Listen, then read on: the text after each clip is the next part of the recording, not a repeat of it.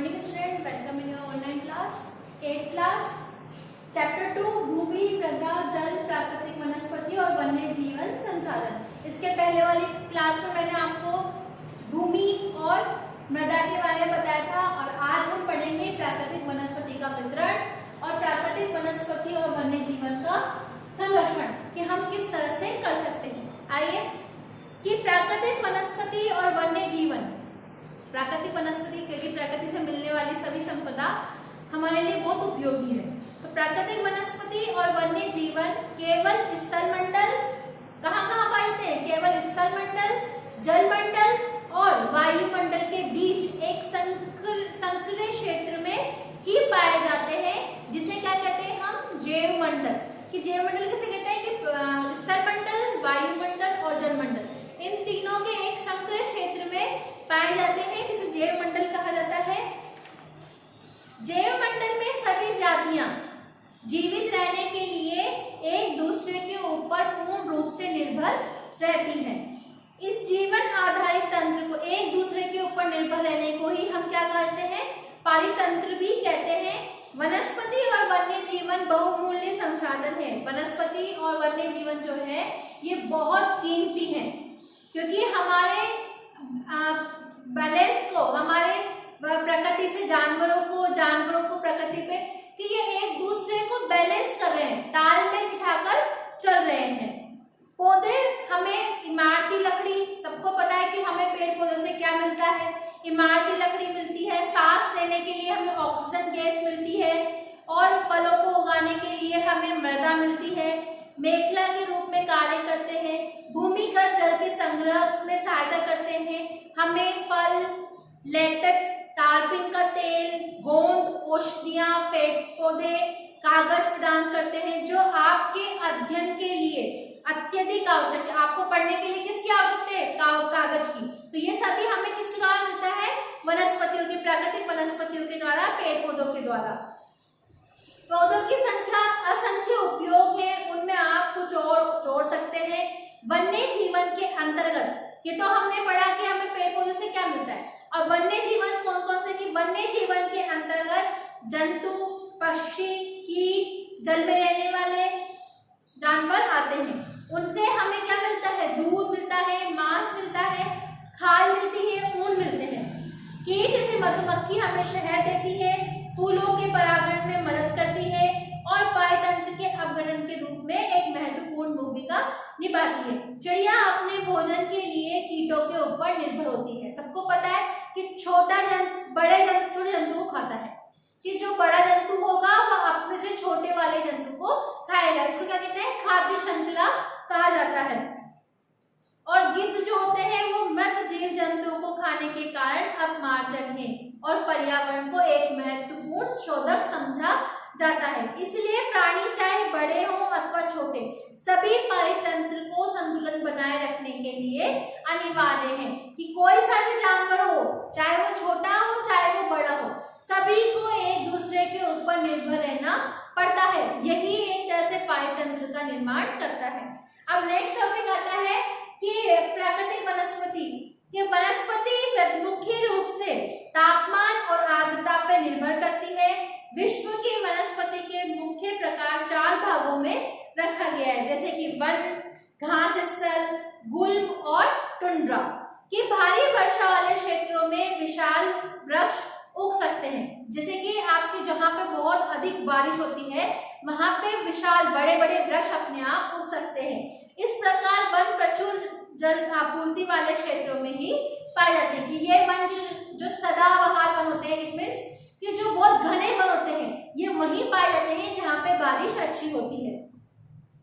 जैसे जैसे आर्द्रता कम होती जाती है वैसे वैसे वृक्षों का आकार भी कम या सघनता बढ़ता जाता है। सामान्य वर्षा वाले क्षेत्रों में छोटे आकार वाले वृक्ष या घास होते हैं।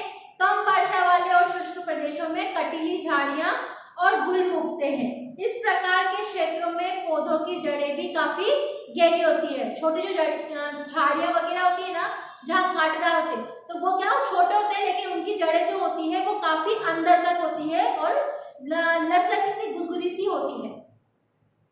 वाष्पोत्सर्जन से होने वाली आर्द्रता की हानि को घटाने पत्तियां कांटेदार और मोमी वाली सतह पर होती है। शीत ध्रुवीय प्रदेशों को टुंड्रा वनस्पति जैसे कि मॉस एंड लाइकेन सम्मिलित है।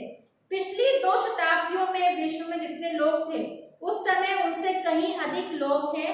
बढ़ती जनसंख्या के जैसे कि पोषण के लिए, फसलों को उगाने के लिए और वनों के विशाल क्षेत्रों से वृक्ष काट दिए गए हैं।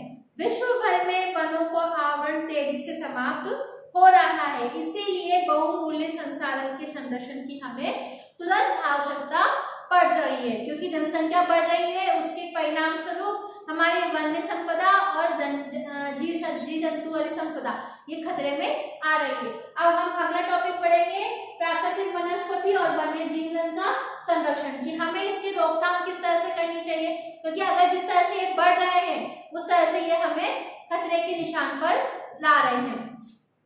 प्राकृतिक वनस्पति और वन्य जीवन का संरक्षण, वन हमारी संपदा है। पौधे जंतुओं का आश्रय प्रदान करते हैं और साथ ही पारितंत्र को भी संरक्षित रखते हैं। जलवायु में परिवर्तन और मानव हस्तक्षेप के कारण पौधों और जंतुओं के प्राकृतिक आवास नष्ट हो सकते हैं। बहुत सी जातियां असुरक्षित अथवा संकटापन्न है और कुछ तो लोग तो होने की कगार पर हैं, कि बहुत सारे पेड़ पौधों की और जंगली जानवरों की जातियां तो ऐसी है जो संकट में आ चुकी हैं, और बहुत सारी जातियां ऐसी हैं जो लुप्त होने की कगार पर, मतलब खत्म होने की कगार पर है। अभी आपने सुना कि अपने यहाँ पे टाइगर्स खत्म होते जा रहे हैं, उनकी संख्या कम से कम होती जा रही है। वनोन्मूलन, मृदा अपरदन, निर्माण कार्य, दावानल, भूस्खलन में ये कुछ मानव और प्राकृतिक कारक हैं जो मिलकर इन महत्वपूर्ण प्राकृतिक संसाधनों को लुप्त होने की प्रक्रिया को बढ़ावा देते हैं। आज की मुख्य चिंताओं में से शिकार, अनाधिकार शिकार करने की संख्या का बढ़ना, जिससे कि कुछ खास प्रजातियों के जानवरों में तेजी से कमी आ रही है। पशु खाल, चमड़ा, नाखून, दांत और पंखों के साथ साथ सींगों के एकत्रीकरण और गैर कानूनी व्यापार के लिए जंतुओं का अनाधिकार शिकार भी किया जा रहा है। इनमें से जंतु चीता, शेर, हाथी, ब्लैक बग, मगरमच्छ, दरियाई घोड़ा, हिम तेंदुआ, शुतुरमुर्ग और मोर, जो इनके ऊपर शिकार करना क्या है, बैंड है। इनका संरक्षण जागरूकता बढ़ाकर किया जा सकता है, कि हमें लोगों के मन में जागरूकता लाकर इनको हम थोड़ा सा कम कर सकते हैं। राष्ट्रीय उद्यान, वन्य जीव अभयारण्य, जैव मंडल नीचे हमारी प्राकृतिक वनस्पति और वन्य जीवन को सुरक्षित रखने के लिए बनाए जाते हैं। आपको पता है राष्ट्रीय उद्यान क्या होते हैं, कि सेंचुरीज बना दी जाती हैं, कि एक बहुत बड़े एरिया में सेंचुरीज निर्धारित की जाती है जहाँ पे जंगली जानवरों को स्वतंत्रता से घूमने की आजादी दी जाती है। जंगली घाटियां, झीलों, आर्द्र भूमि का संरक्षण मूल्यवान संसाधन नष्ट होने से बचाने के लिए आवश्यक है। यदि इन प्रजातियों को भंग न किया जाए तो पर्यावरण में संतुलन बना रहेगा, और अगर हम इनका अंधाधुंध शिकार करके और इनको विलुप्त होने के कगार पर छोड़ देंगे तो हमारे यहाँ पर इनकी संख्या कम से कम होती जाएगी और एक समय आकर ये खत्म हो जाएंगे। प्रादेशिक और सामुदायिक स्तर पर जागरूकता कार्यक्रम जैसे कि सामाजिक वन महोत्सव को प्रोत्साहित करना और स्कूल के बच्चों को पक्षी देखने, प्राकृतिक कैंपों में जाने के लिए प्रोत्साहित करना भी चाहिए, ताकि उनको पक्षियों की, जानवरों की, पेड़ पौधों की जातियों का पता लगे, ताकि उनके दिमाग में ये क्वेश्चन आए कि ये जाति खत्म हो रही तो हमें अलग इनके सभी लोगों के मन में जागरूकता फैलानी चाहिए। बहुत से देश पक्षियों को मारने और उनके व्यापार के करने के विरुद्ध है। भारत में शेरों, चीतों, हिरणों, भारतीय सारंग और मोरों को मारना अवैध है। एक अंतरराष्ट्रीय परिपाटी CITES और इंटरनेशनल ट्रेड की स्थापना की गई, जिसमें प्राणियों और पक्षियों की अनेक जातियों की सूची तैयार की गई है और इस सूची में सभी पक्षियों और प्राणियों के व्यापार करने पर प्रतिबंध भी लगाया गया है। पौधों और प्राणियों का संरक्षण करना प्रत्येक नागरिक का कर्तव्य है। आपका चैप्टर खत्म है, इसका वर्क आपको मिल जाएगा और जिसका भी वर्क कंप्लीट हो चुका है वो कॉपी चेक करने के लिए स्कूल में दे सकते हैं। Thank you and have a nice day.